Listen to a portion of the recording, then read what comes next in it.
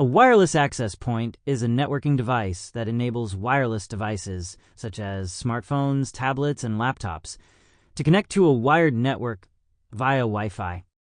It's a key component in modern networking, acting as a bridge between wired Ethernet networks and wireless devices. Imagine you're in a large office or home with multiple floors. A single router might not provide sufficient Wi-Fi coverage everywhere. This is where a wireless access point comes in. Access points are strategically placed to extend Wi-Fi coverage and eliminate dead zones. Unlike a router, which directs network traffic and often includes a built-in access point, a standalone WAP is purely focused on delivering wireless connectivity. It connects to the main router or switch via an Ethernet cable and then broadcasts Wi-Fi signals for devices to connect.